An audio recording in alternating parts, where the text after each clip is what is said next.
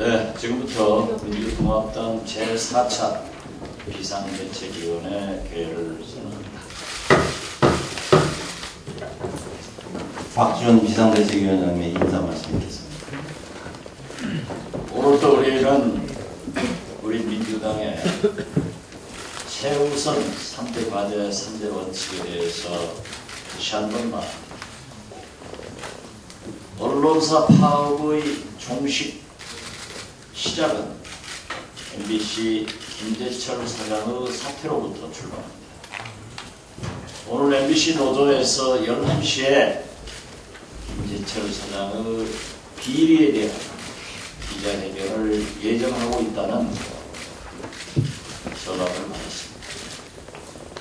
그런데 과연 김재철 사장이 MBC 내 취재기자의 출입을 허용할 것인가 하는 의문을 듭니다.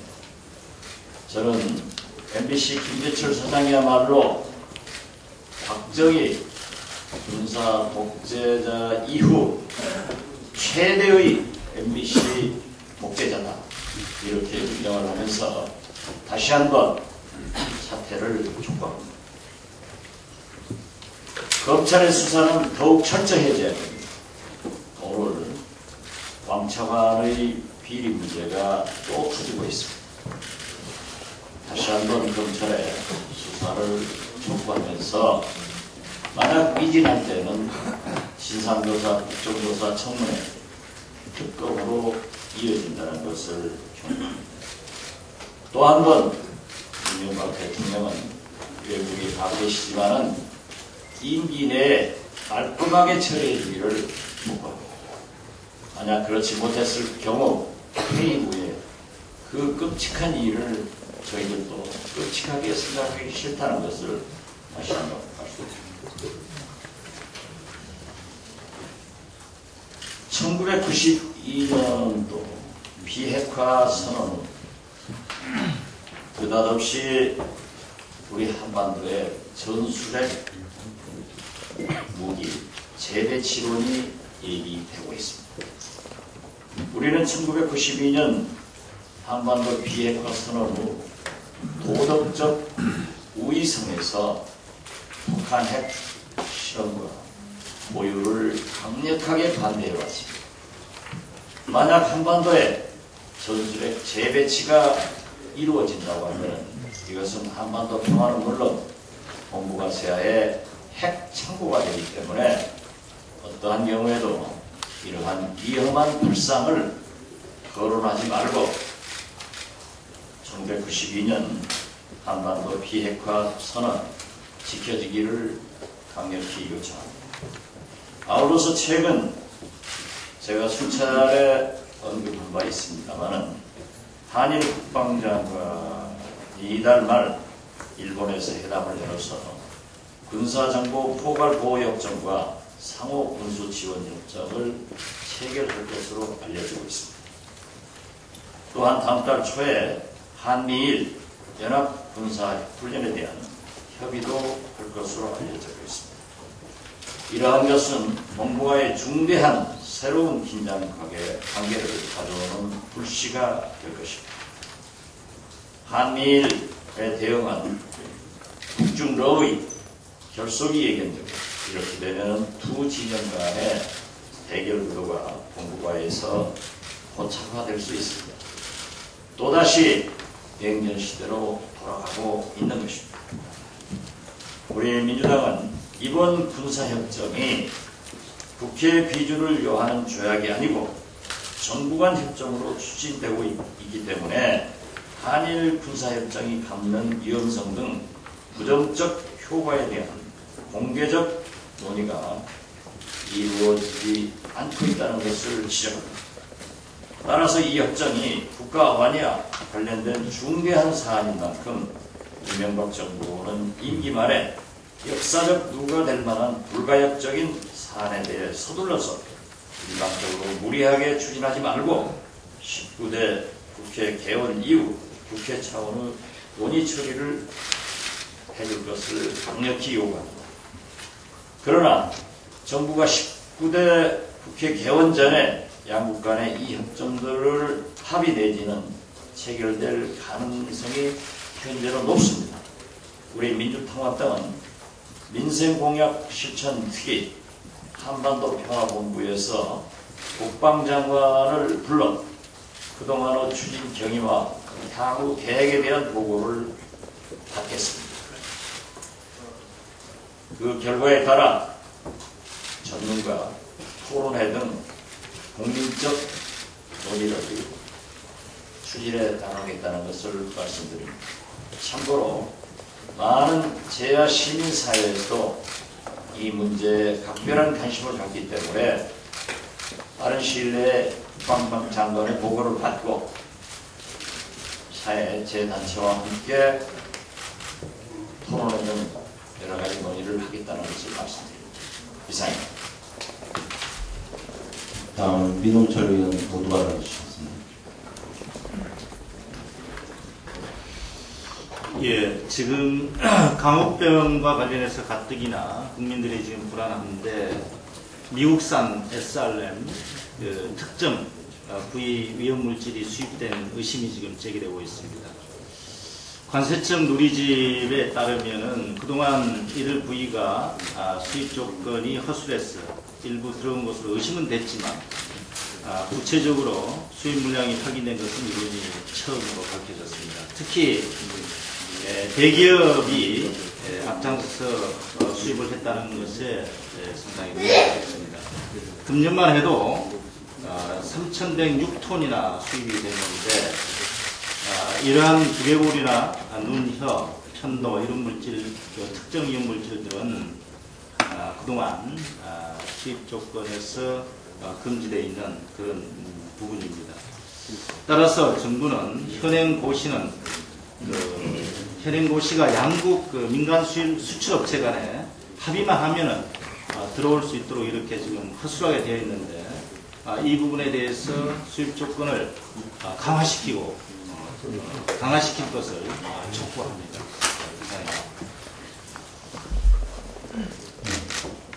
다음은 김관영 의원 모두 발언해 주시겠습니다. 오늘 하시나요? 한정혜 의원. 검찰 수사를 다시 한번 짚고 넘어가도록 하겠습니다. 왕차관, 측근 중에 최측근이라고 불리는 박영준을 둘러싼 의혹이 눈덩이처럼 불어나고 있습니다.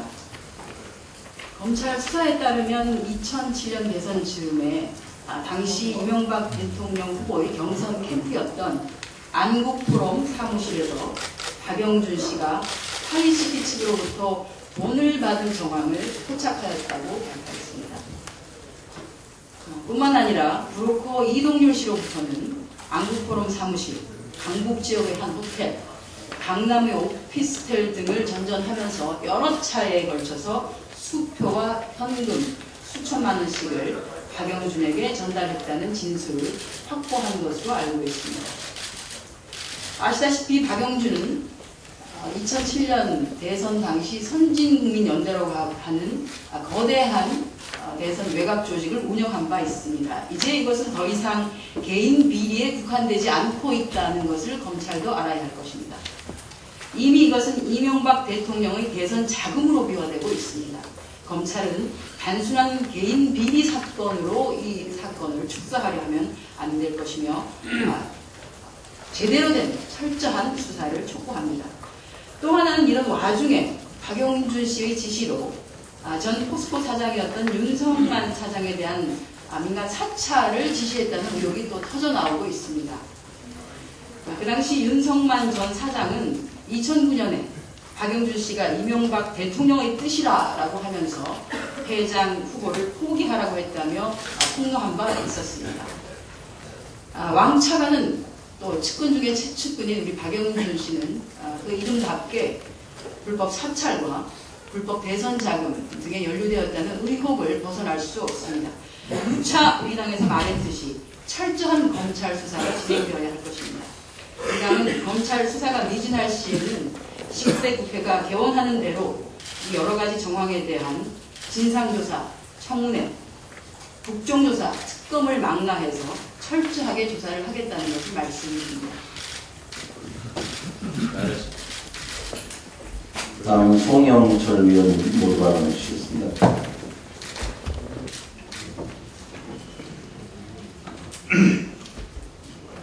작년 반값 등록금 시위에 참여한 학생과 시민들에게 검찰이 미신고 집회라는 이유로 집시법 위반으로 지금까지 약식 기소한 인원수가 133명, 벌금 액수는 1억 1,295만 원에 이르는 벌금 폭탄을 부과하였습니다. 참으로 안타깝고 부당한 일이 아닐 수 없습니다. 한 학기 등록금 마련을 하려고 미친듯이 아르바이트를 해도 등록금을 대지 못하는 학생들에게 과다한 벌금형을 부과하는 것은 아예 학업을 포기하고 접시물에 코박고 죽으라는 얘기밖에 되지 않습니다. 반값 등록금은 2007년 대선 당시 이명박 대통령의 대선 공약이었습니다. 공약을 지키라는 학생들에게 그 공약을 지키지 못할 망정 여기에 대해서 처벌을 한다는 것은 정권 가장이자 정책 탄압이 아닐 수 없습니다.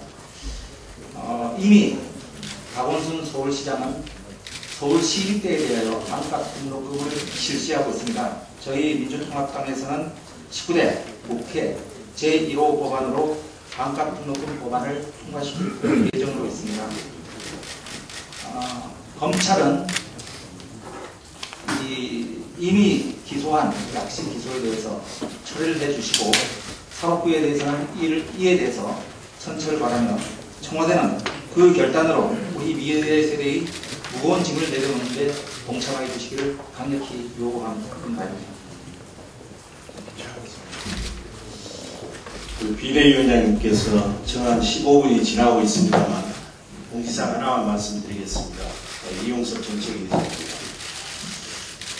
내일 아침 7시 30분에 국회 기빈식당에서 민주통합당 소속 시도지사와 민생정책협의회가 개최됩니다. 우리 당 측에서는 박지원 비대위원장님을 비롯해서 지도부가 참석을 하시고 광역자치단체에서는 박원순 서울시장 그리고 또 김두관 경남지사를 비롯해서 9분의 광역자치단체장이 참석을 하실 것입니다. 논의 주제는 크게 두 가지입니다. 하나는 0세에서 2세까지 무상보육을 실시한다고 작년에 이제 예산에 포함을 시켰습니다만 예산이 전혀 뒷받침되지 못하고 있습니다. 그래서 0세, 2세 무상보육 재원 확보 방안을 비롯해서 지자체 복지재원 전반에 대한 확보 방안을 검토를 할 것입니다. 두 번째는 차별 없는 노동시장을 만들고 일하는 사람이 행복한 그런 대한민국을 만들기 위해서 민주당 소속 지자체부터 비정규직을 정규직으로 전환하는 방안에 대해서 심도 있는 논의가 있을 것입니다. 우리 언론인 여러분께서 많이 관심을 가져주시기 부탁드리겠습니다. 감사합니다.